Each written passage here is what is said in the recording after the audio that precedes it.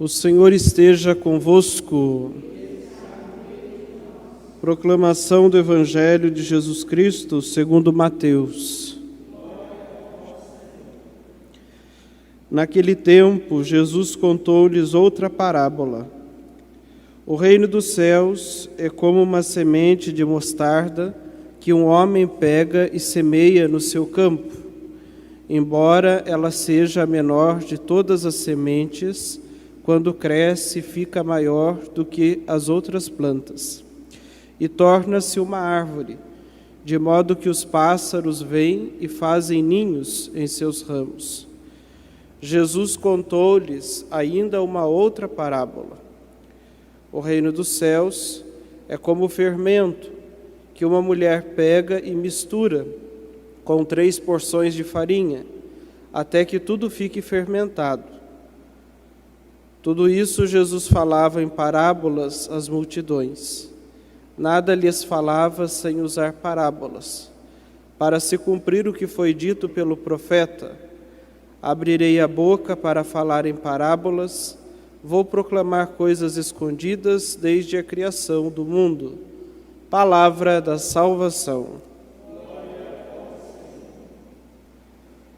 Irmãos e irmãs, quando Jesus nos fala em parábolas, Ele está usando muito mais do que uma pedagogia, muito mais do que uma forma, um método de explicar mistérios com palavras simples.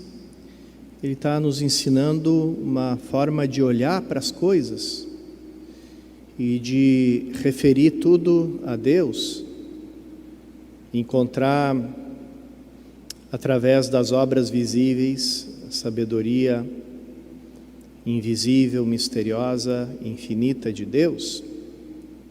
A gente escutou na primeira leitura como o profeta colocava uma cintura num determinado lugar e depois ia ver o que tinha acontecido, e aquele cinto, aquele pedaço de cinto tinha apodrecido, e Deus disse: é assim como eu vou fazer com Israel, porque quem não se aproxima de Deus, mas se esconde dele, acaba se corrompendo. Essa é um pouco a imagem daquele cinto que apodreceu. Então, não se conservaram, o povo não se conservou na presença de Deus, mas fugiu da presença de Deus, preferiu adorar a obra das próprias mãos, e por isso acabou se corrompendo.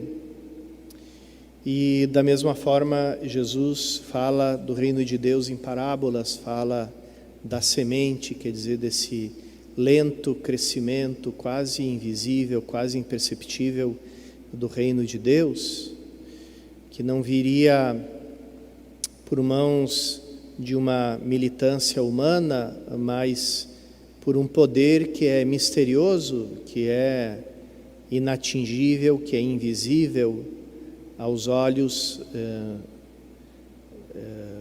dos humanos, como o mistério de uma semente que debaixo da terra cresce e se torna uma árvore grande, como o mistério de um pouco de fermento que faz aumentar a massa.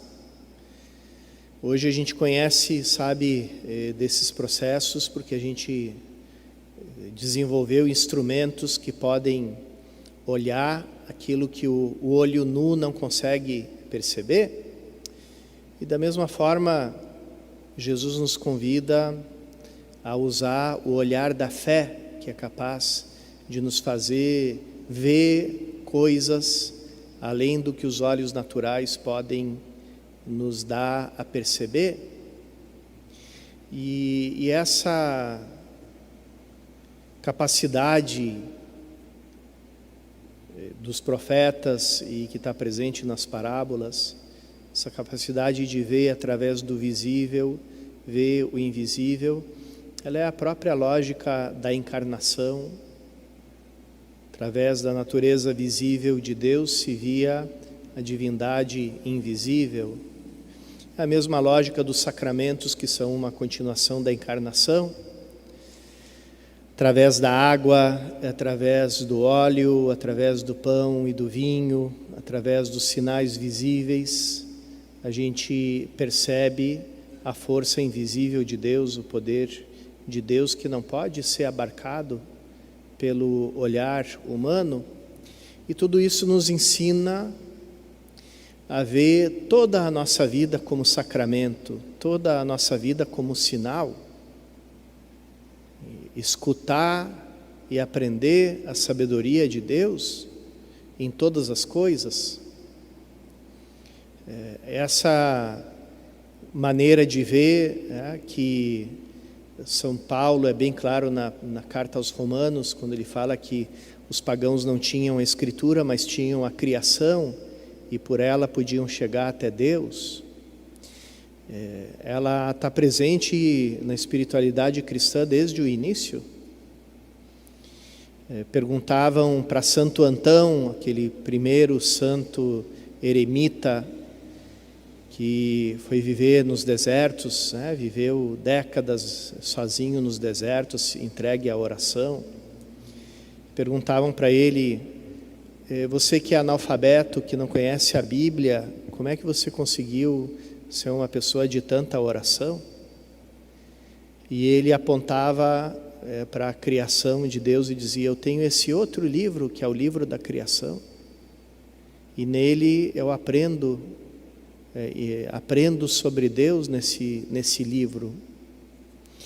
E assim tem que ser também a nossa vida. A gente não precisa, vamos dizer, sair fora do mundo, sair fora da criação para se encontrar com Deus. Talvez a gente tenha, às vezes, que se afastar um pouco dela. Esse é o sentido dos retiros, para poder ter um novo olhar para as coisas, para aprender esse novo olhar. Mas uma vez que a gente aprende esse novo olhar, tudo se torna transparência de Deus, tudo se torna linguagem de Deus. E essa é uma constante na vida dos santos, irmãos e irmãs. Os santos todos tinham um olhar para a criação que era repleto de Deus, repleto de sabedoria, de admiração, de ação de graças pela obra de Deus. E aqui a gente não pode deixar de citar o nosso próprio padroeiro, São Francisco de Assis, que louvava a criação e louvava a Deus por essa criação que aproximava ele tanto de Deus. E isso é muito importante a gente recuperar, irmãos e irmãs, nos tempos de hoje, em que aparece uma certa cultura que, por um lado, procura de uma forma louvável, de uma forma admirável, a preservação do meio ambiente, a preservação da natureza, Mas, por outro lado, como faz isso sem se referir a Deus, acaba transformando a natureza num ídolo e acaba adorando a natureza. E é um perigo muito grande adorar a natureza, porque a natureza tem a sua própria lei, que é uma lei implacável. Aquele escritor apologista cristão do início do século XX, Chesterton, ele disse uma palavra profética, uma frase profética. Ele disse: quem adora a natureza corre o risco de se tornar tão cruel como ela. Porque a natureza tem leis implacáveis, é a lei do mais forte. O mais fraco não tem vez na natureza. E por que essas palavras foram proféticas? Porque dali a pouco tempo surgiu o partido nazista, que, baseado na teoria da evolução e da vitória do mais forte, proclamou que uma raça só devia prevalecer, e que as raças inferiores deviam ser eliminadas. Então, vejam como Hitler e os nazistas eram grandes ecologistas, né? Hitler aboliu a experimentação científica com animais, né? Ele era vegetariano, não comia carne, era um perfeito ecologista, um vegano, amante da natureza. E justamente por idolatrar a natureza, idolatrava a lei da natureza, que é a lei do mais forte.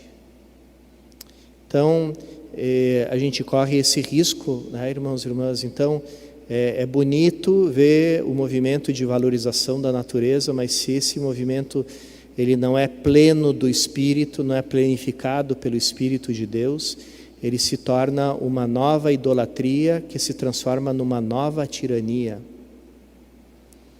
E nós cristãos somos chamados a encher de Espírito, né?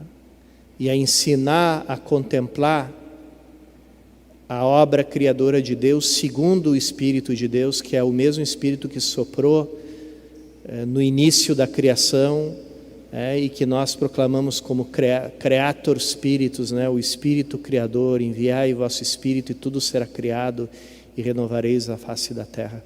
Peçamos esse dom do Espírito que nos ensine a contemplar todas as coisas segundo o olhar de Deus nessa Santa Eucaristia que vamos celebrar.